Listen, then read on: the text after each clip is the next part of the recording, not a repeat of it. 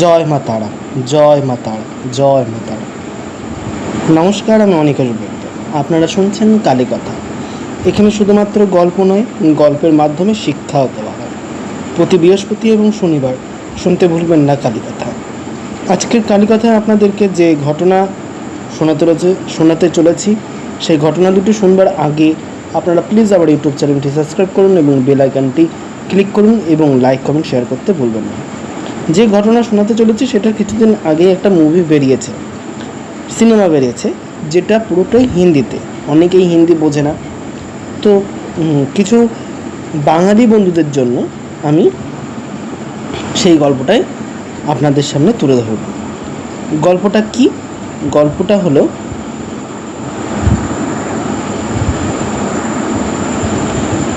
বরাহ অবতার এবং নরসিংহ, এই দুই অবতারের গল্প। এই দুই অবতার মানে বরাহ অবতার হচ্ছে চতুর্থ, আর নরসিংহ অবতার হলো তৃতীয়। এই দুই অবতার। তো যে ঘটনা বলতে চলেছে সে ঘটনাটি হলো যে এদের মর্ত্যলোকে কেন জন্মগ্রহণ, মানে এই অবতার দুটোর জন্ম কেন হয়েছিল সেটাই আপনাদের সামনে তুলে ধরতে চলেছি।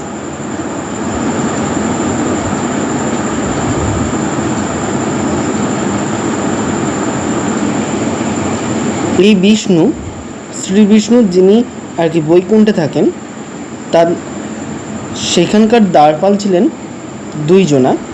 তারা হলো জয় আর বিজয়। জয় আর বিজয় দুজনা দ্বারপাল ছিলেন। একদিন ব্রহ্মদেবের মানসপুত্র রা, অর্থাৎ তারা মানে ব্রহ্মদেবের মানসপুত্ররা ছজনা, সেই ছটি পুত্র যায় নারায়ণের উদ্দেশ্যে এবং নারায়ণকে দর্শন করবে তার জন্য। কিন্তু তাদের গঠন ও চেহারা দেখে জয় আর বিজয় খুব হাসি এবং তাদেরকে নিয়ে তুচ্ছ তাচ্ছিল্য করতে থাকে। তাদের শক্তি নিয়ে, সমস্ত কিছু নিয়েই তাচ্ছিল্য করে। তখন ওই ষোড়শ বা ছটি পুত্র, ব্রহ্মাদেবের ছটি পুত্র ব্রাহ্মণ, তারা অভিশাপ দেয় ওই জয় আর বিজয়কে যে তোমরা এমন পাপ করেছো যার ফলে তোমাদের অসুর কুলে জন্ম হবে, এরকম তাদের অভিশাপ দেয়। এই অভিশাপ দেওয়ার পর জয় আর বিজয় খুবই বিস্মিত হয়ে যায় এবং তাদের খুব দুঃখও হয়। এবং সেই দুঃখের ফলে ওই ছটি ঋষি পায়ে লুটিয়ে পড়ে। তারা এই অভিশাপ তাদেরকে তুলে নিতে বলে। তখন সেখানে উপস্থিত হয় স্বয়ং বিষ্ণুদেব এবং বলে যে কি হয়েছে জয়ের বিজয়, তোমরা এইভাবে কাঁদছো কেন? ওনাদের পায়ে তোমরা লুটিয়ে পড়ছো কেন? তখন সমস্ত ঘটনা তাকে খুলে বলার পরে শ্রী বিষ্ণু বলে, তোমাদেরকে 3 বার মর্ত্যলোকে জন্মগ্রহণ করতে হবে এবং এই 3 বার যখন তারা মর্ত্যলোকে জন্মগ্রহণ করে জয় বিজয়, তখন তাদের 3 রকমের নাম হয়। প্রথমে হয় হিরণ্যক্ষ এবং হিরণ্যকশিপু। দ্বিতীয়বার তাদের জন্ম যখন হয় তখন হয় রাবণ আর কুম্ভকর্ণ। তৃতীয়বার যখন তাদের জন্মগ্রহণ হয় তখন তাদের নাম হয় শিশুপাল আর দন্তবক্র।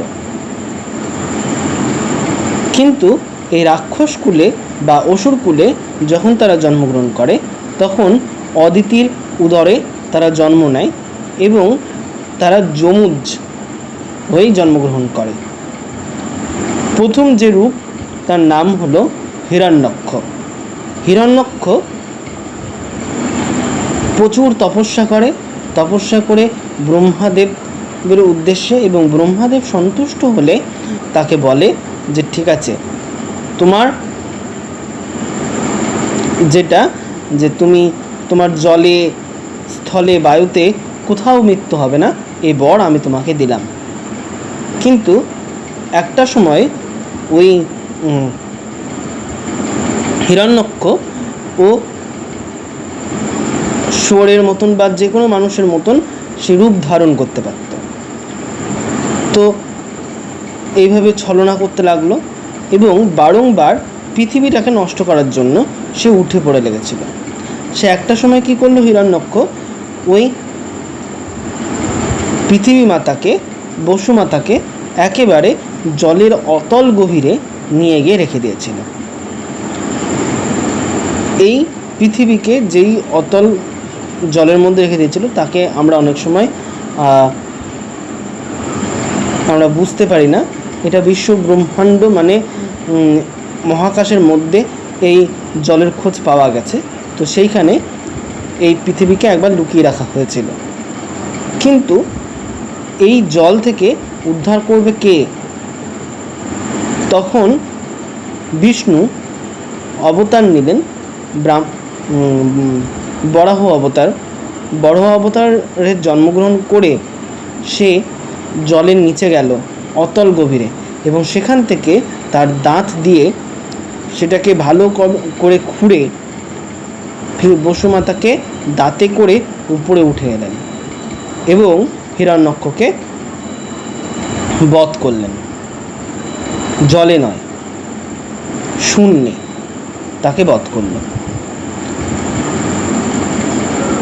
এই কারণে তার জন্ম হলো বরাহ অবতার হিসেবে। তারপরে তার যখন জন্ম হলো, হিরণ্যকশিপুকে বধ করবার সময় তাকে নিতে হয়েছিল নরসিংহ অবতার। এবার কেন সেই ঘটনাটা একটু বলি। হিরণ্যকশিপুও তার ভাই মানে হিরণ্যক্ষ আর হিরণ্যকশিপু দুজনেই একসঙ্গে মানে জন্মগ্রহণ করার পরে দুজনেই কিন্তু একসঙ্গে প্রার্থনা করেছিল ব্রহ্মদেবের উদ্দেশ্যে। ব্রহ্মদেব তাকেও দেখা দেয় এবং তাকে বর দেয়, ঠিক আছে, তোমার জলে, স্থলে, এমনকি বায়ুতে ও কোনো দেবদেবীর হাতেও তোমার মৃত্যু ঘটবে না। তুমি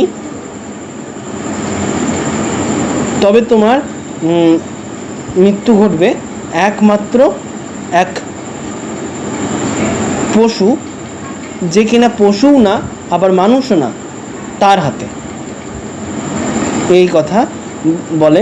এছাড়া এও বলে, ঠিক আছে, তোমার জলে স্থলে কোথাও মৃত্যু হবে না, কিন্তু তোমার ঘরের চৌখাটে তোমার মৃত্যু হবে। এই কথা বলে তাকে সাবধান করে দিয়ে ব্রহ্মদেব সেখান থেকে চলে যান। এরপর হিরণ্যক্ষ নিজেকে অসুর না ভেবে ভগবান ভাবতে শুরু করে এবং ভগবান ভাবার পর সে স্বর্গ, মর্ত্য, পাতাল সমস্ত জায়গাতে তো অত্যাচার শুরু করে। কিন্তু এই দিকে তারই স্ত্রীর গর্ভে জন্মগ্রহণ করেন ভক্ত প্রহ্লাদ। ভক্ত প্রহ্লাদ যতই আস্তে আস্তে বড় হয়ে ওঠে ততই সে শ্রী বিষ্ণুর নাম নেন। তিনি বলেন, তার মুখে যে বাণী উঠে আসে তা হলো শ্রীমন্নারায়ণ নারায়ণ হরে হরে, জয় জয় নারায়ণ নারায়ণ হরে হরে। ঠিক এরকম করে সে গান গুনগুন করতে থাকে। কিন্তু এই গান তার পছন্দ হয় না, কারণ বিষ্ণু তার কাছে শত্রু, হিরণ্যক্ষর কাছে শত্রু। সেই জন্য হিরণ্যকশিপু তাকে পাঠশালায় পাঠায়। পাঠশালায় গিয়েও সে বিষ্ণুদেবের নাম নিতে থাকে। এরপর পাঠশালা থেকে তাকে নিয়ে যায় সেখানকার শিক্ষকেরা পাহাড়ে এবং আদেশ দেওয়া হয় তাকে যেন পাহাড় থেকে ফেলে দেওয়া হয়। পাহাড় থেকে ফেলে দেওয়া হলেও সে যখন জলে গিয়ে পড়ে তখন সেখানে শ্রীহরি একটি পদ্ম ফুল বিছিয়ে দেয় এবং তার ওপর সে পড়ে, কিন্তু তার লাগে না। এরপর সে বাড়ি ফিরে আসে। এই রূপ দৃশ্য দেখে হিরণ্যকশিপু অবাক হয়, যাকে মারলাম সে মরল না, তবে কাকে দিয়েছি আমি এই কাজ? ঠিক আছে, হলো না যখন, তখন হিরণ্যকশিপুর বোন এলো হোলিকা আসলো। হোলিকাকে সঙ্গে পরামর্শ করলো, বলল যে হোলিকা, তোমার তো বর আছে, অগ্নিদেব তোমাকে বর দিয়েছে যে তুমি সবাইকে জ্বালাতে পারবে, কিন্তু তুমি জ্বলবে না, এরকম তার বর ছিল। তখন বলছে, হ্যাঁ দাদা, কী করতে হবে তাই বলো। বলছে, প্রথমে একবার চেষ্টা করে দেখো ওকে বিষ খাইয়ে মারা যায়, তারপর যদি না হয় তারপর ভাবা যাচ্ছে। এরপর প্রহ্লাদের পিসি হোলিকা তাকে দুধের সঙ্গে বিষ মাখিয়ে খাওয়াতে যায়, কিন্তু খাওয়াতে গিয়ে সে কিন্তু খাওয়াতে যায় যখন, সেই বিষ মাখানো দুধ সে খায় না, অথচ তার মা খেয়ে ফেলে এবং তার মাটি মারা যায়। প্রহ্লাদের মা মারা যায় অল্প বয়সে। প্রহ্লাদ যখন ছোট, একদম 10-11 বছর বয়স, তখন সে সময়তে প্রহ্লাদের মা তার দেহত্যাগ করে। এরপর হোলিকা দাদার পরামর্শে একদম রাজপ্রাসাদের সামনে চিতা সাজিয়ে জ্যান্ত অবস্থায় প্রহ্লাদের সঙ্গে হোলিকাও পড়ে। কিন্তু হোলিকা দেখতে পায় সে আগুনে জ্বললেও তার গায়ে তাপ লাগছে, কিন্তু প্রহ্লাদের গায়ে লাগছে না, কারণ প্রহ্লাদ তখনও হরির নাম নিয়ে যাচ্ছে, হরি হরি হরি হরি বলে তার নাম জপে যাচ্ছে। এবং এই সুমধুর কণ্ঠ শুনে হরি তার হরিহর বন্ধু শিবকে আদেশ দেন এবং মহাদেব তখন বর্ষবরণ করে এবং এতে করে প্রহ্লাদ বেঁচে যায়, কিন্তু হোলিকার মৃত্যু ঘটে। এরপর যখন কিছুই হয় না, প্রহ্লাদকে তখন রাজপ্রাসাদে ফেরত নিয়ে আসে প্রহরীরা এবং বলে, কী হলো, এইভাবে একেও মারা গেল না? বলছে, না, হোলিকা পুরো ছাই হয়ে গেছে, কিন্তু ইনি মরেননি। তখন ওই প্রহ্লাদকে জিজ্ঞাসা করে, আচ্ছা, তোর প্রভু কি সর্বত্র বিরাজমান? তখন বলছে, হ্যাঁ, সর্বত্র বিরাজমান। তো বলছে, আচ্ছা, প্রাসাদের কোন থামের মধ্যে তিনি আছেন? বলছে, তিনি প্রত্যেকটা থামের মধ্যে আছে। তাই? বলছে, হ্যাঁ। তখন হিরণ্যকশিপু তার গদা দিয়ে একটি থাম ভেঙে দেয়, ভাঙতে যায়। এমন সময় সেই থাম ভেঙে বেরিয়ে আসে নরসিংহ, এবং নরসিংহ তখন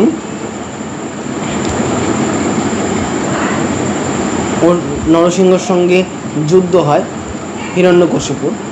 যখন হিরণ্যকশিপু আর পেরে ওঠে না, তখন হিরণ্যকশিপুকে নিয়ে তিনি চৌকাঠে যান এবং চৌকাঠে গিয়ে তার পেট চিরছে। তখন সেই সময় হিরণ্যকশিপু তার কাছে ক্ষমা চাইছে, প্রভু, আপনি সমস্ত জায়গায় বিরাজ করছেন, আমি বিশ্বাস করছি, আমাকে ছেড়ে দিন, আর ভুল হবে না। তখন হিরণ্যকশিপুকে বলছে নারায়ণ, দেখো, তুমি যে পাপ করেছো সে পাপের মুক্তি তুমি এইভাবেই পাবে, কারণ তুমি ব্রহ্মার কাছে বর পেয়েছিলে যে তোমার